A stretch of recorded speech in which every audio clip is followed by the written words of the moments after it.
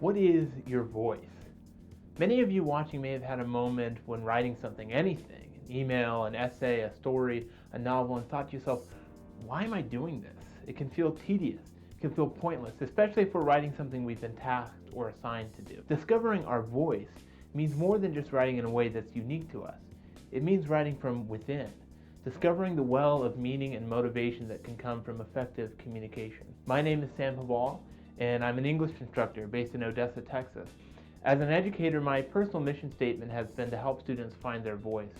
And in this series, my goal is to help you, whether you're a high school or college student, a writer by hobby or trade, or a general viewer, find your voice. To discover why articulate writing and critical thinking are the backbone of a free, meaningful, and effective society.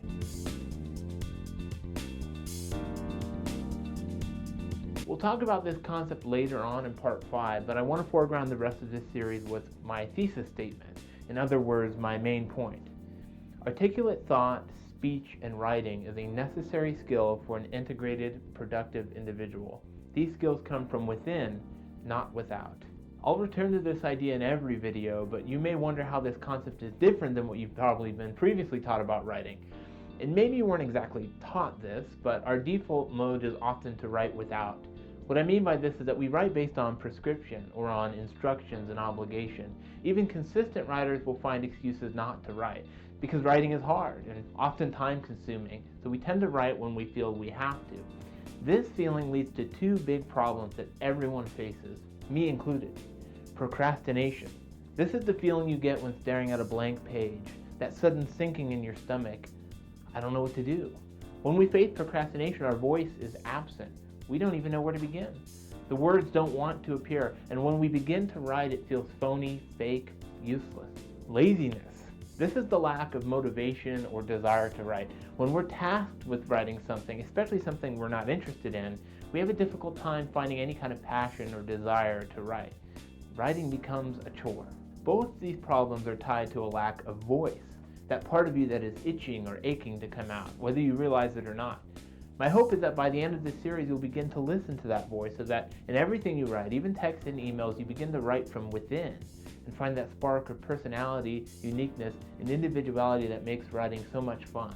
Throughout this series, I'll be referring to a concept called individuation. In Jungian psychology, individuation is the process of becoming whole or integrated. This means moving beyond the external or the group and into the internal. Our experiences, both positive and negative, become tied to who we are as a distinct personality. This is what it means to write from within. I believe effective, meaningful writing and communication helps make us whole. If we're able to discover our voice, we can discover who we are. The words on the page become something much more, a piece of us. In order to get within, we'll have to first examine our external world. This means critically examining the writing that we consume, whether it's books, music, TV, movies, podcasts, art, advertisements, the list goes on. In the next video, we'll discuss the concept of critical reading and media literacy, and why understanding how to read or analyze is just as important as knowing how to write effectively. Here's some questions to ponder. Do I hate writing, or do I just lack motivation and desire? Who am I? What do I find interesting? How can I express myself authentically in a variety of contexts? Be sure to subscribe so you can be notified when the next part is uploaded. If you have any questions or if anything in this video prompted thoughts, feelings, or inspiration, feel free to express them in the comments. See you next time.